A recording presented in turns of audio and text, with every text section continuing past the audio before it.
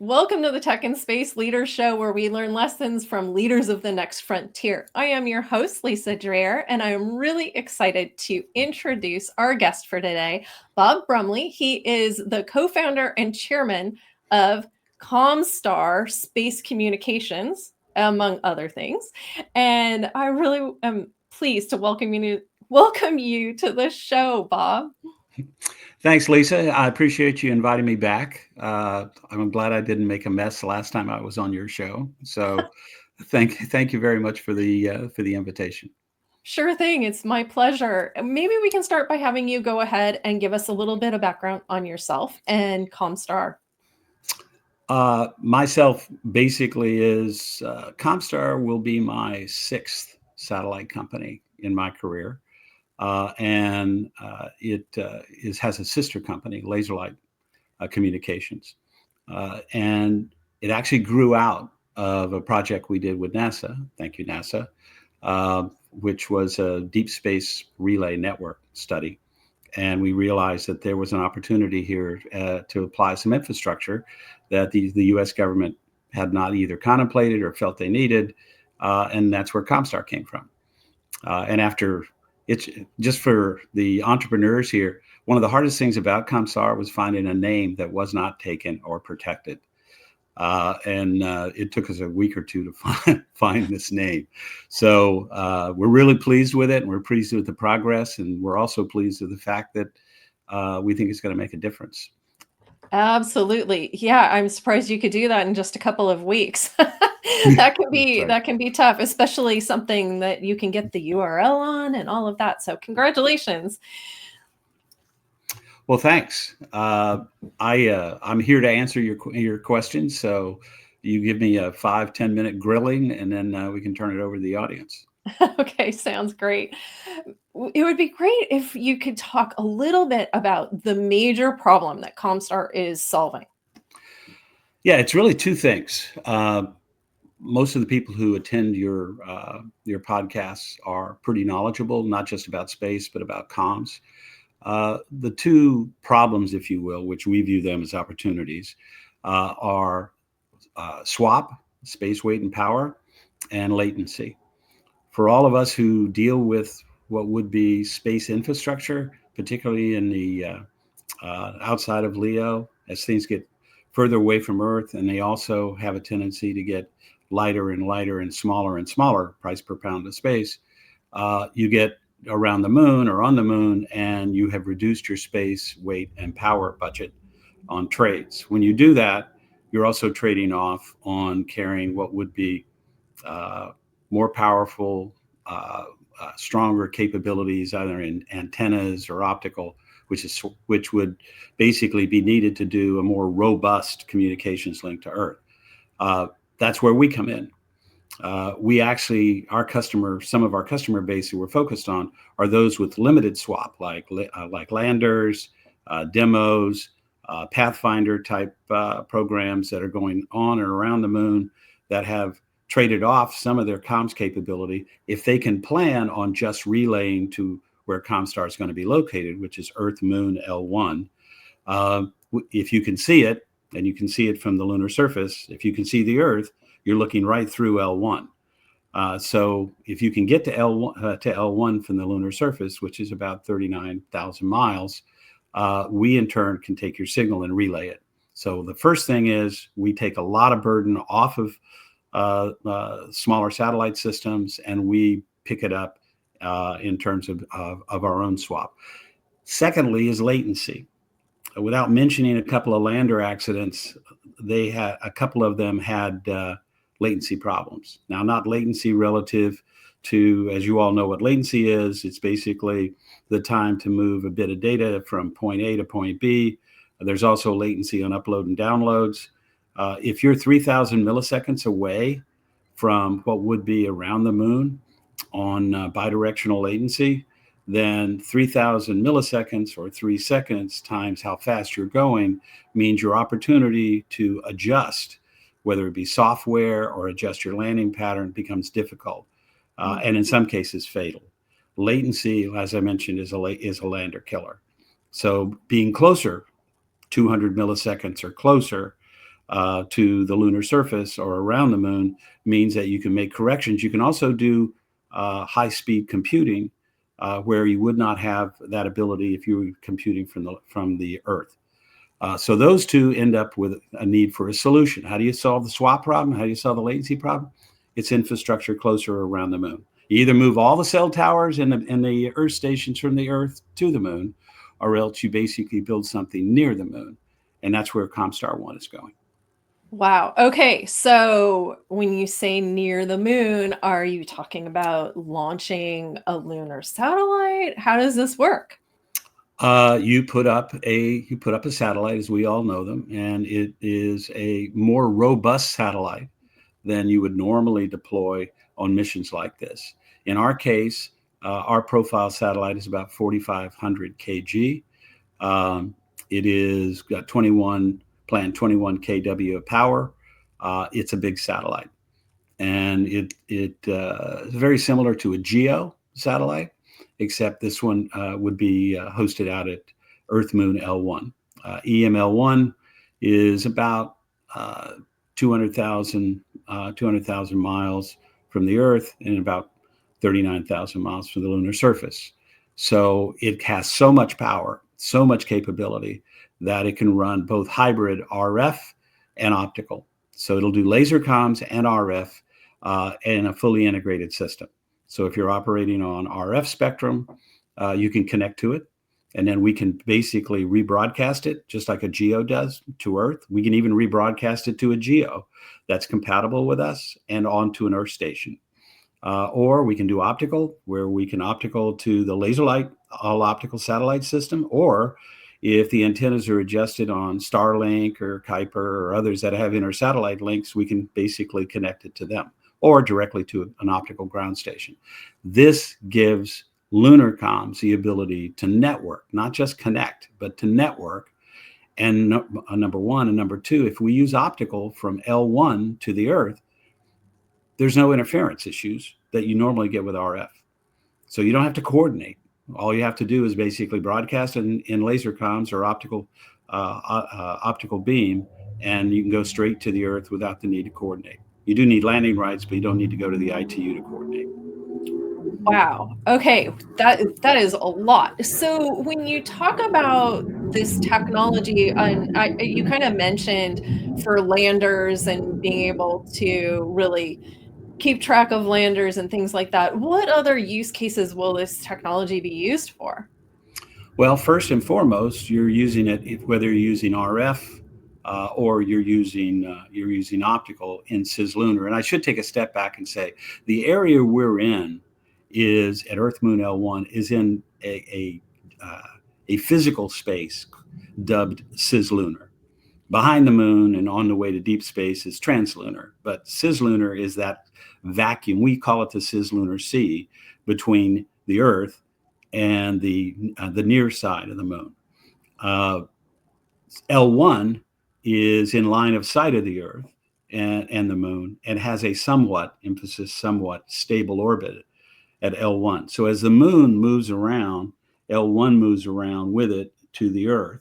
And so if, like I said earlier, if you're on the moon, you can see the Earth, you see L1. If you're on the Earth, and tonight it's a full moon, when you look at the full moon, you can see L1. So L1 is stable, in a sense that putting a satellite there, you don't have to move it around a whole lot.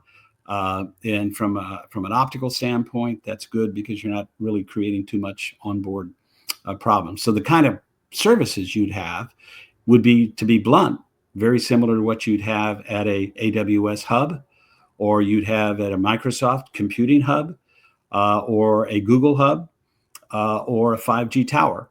You can do secure comms, you can do streaming video, you can do even come up with some creative solutions that may address the RF quiet zone on the far side of the moon.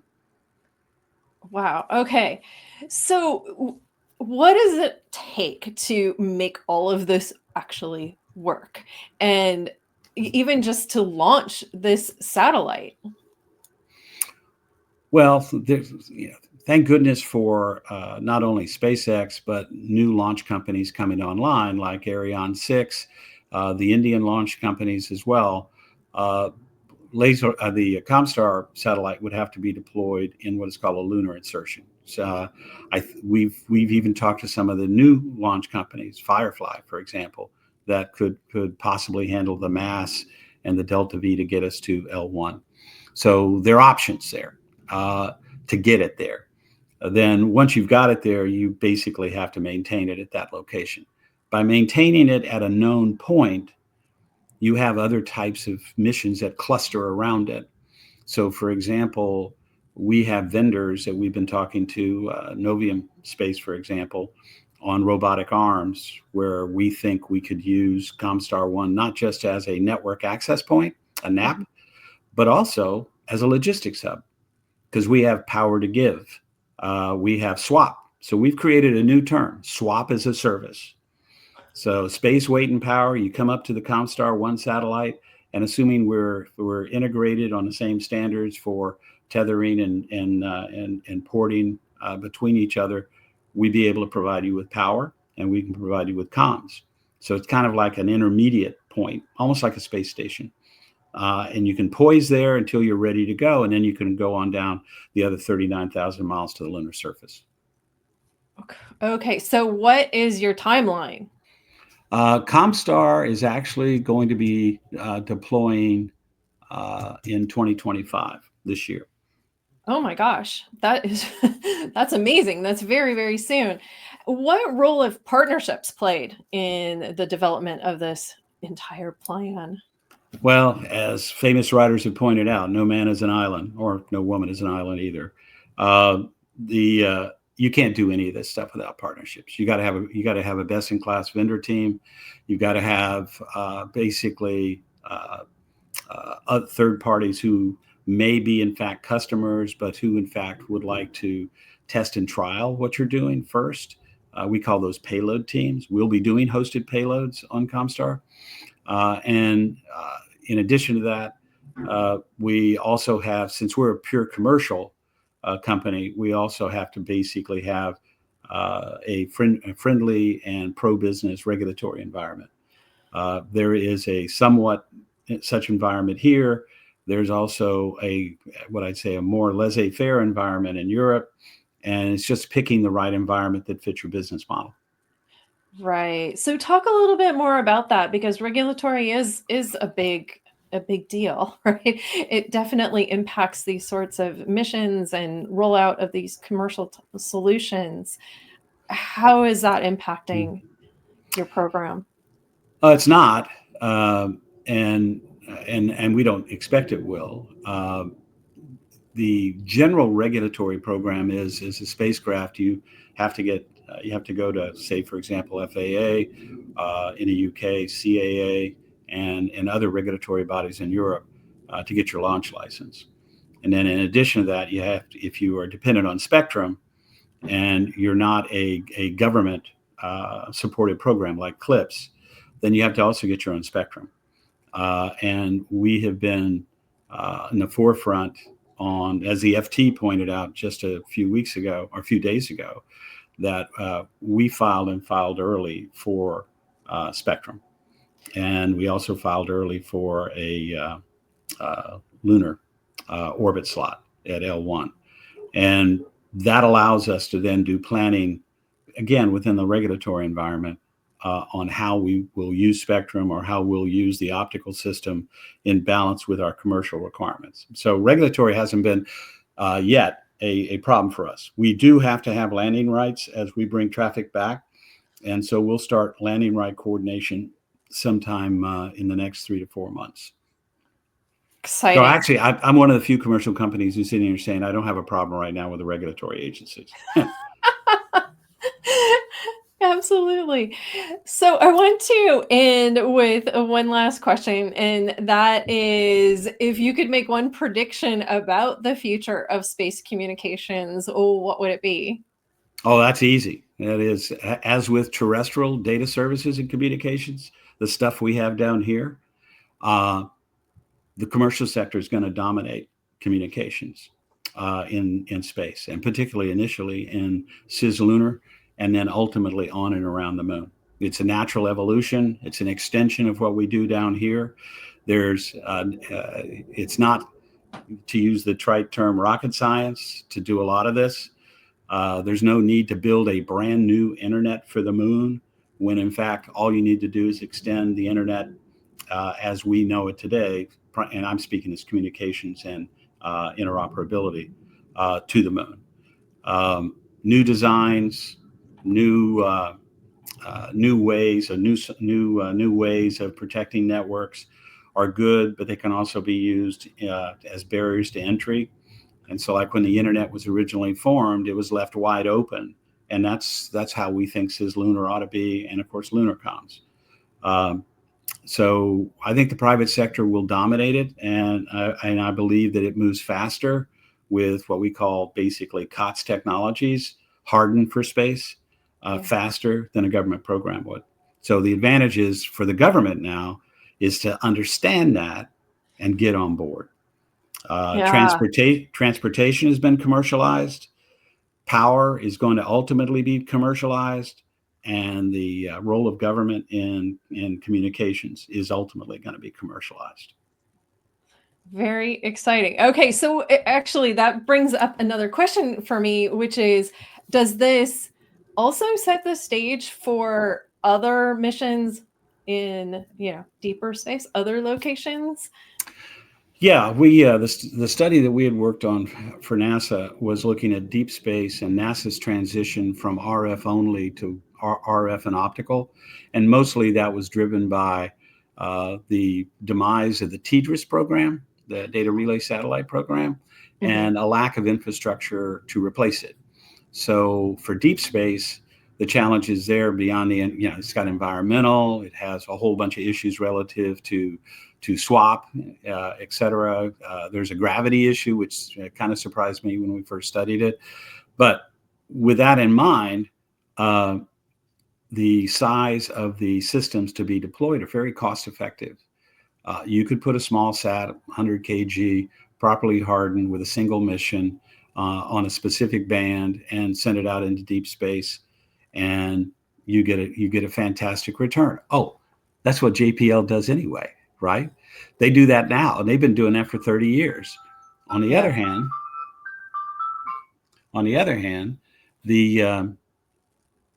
instead of just sending one, send two, send three, send four. Sure. If you send more, they can talk to each other. And that's the big delta here, is the future of deep space communications, just like lunar communications, is networking, not connectivity. It's networking. And if you can network, there's no spacecraft you should throw away. You should keep them, put them in a location, or let them come back around and continue to use them as really virtual relay platforms. And NASA does that. They'll bounce a signal off of one to the other to bring it back to Earth. Now we're saying, plan on doing that. Plan on it, and then let the private sector do it. So for, Musk is going to go to Mars. If he, pardon the phrase, it's become a satellite term, so I'll use it. If he poops out little satellites along the way and just distributes them, he creates his own telegraph pole with wire. He's created his own wireless network on the way out. He's going to lose some of them, but they're cheap. Right now his Starlink satellites are running around $200,000 a piece. And since he gives the free launch, that he could basically build an infrastructure, and that's final key here. Infrastructure. Tie it to the infrastructure we have on the Earth, tie it to the infrastructure you have between the Earth and the Moon, and then tie it to what would be the infrastructure in deep space.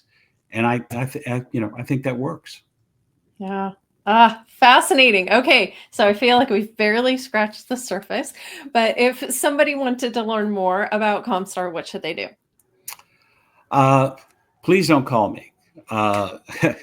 The person to call is our acting CEO and COO, Matt Zlotnick. That's ZLATNIK at CommStar.space. But a lot of you know me, so you can go ahead and contact me anyway, and I'd be happy to talk to you. And then the website is CommStar.space. It is CommStar.space. Got it. Okay, great. Well, Bob, thank you so much for making time to be here today. We really appreciate it. My It was pleasure. incredible learning what CommStar is up to, and we're really excited to watch as you launch this this new satellite. Appreciate it, Lisa. Once again, but next time I create a new satellite company, you'll be the first person I call. Fantastic. Thank you. All right.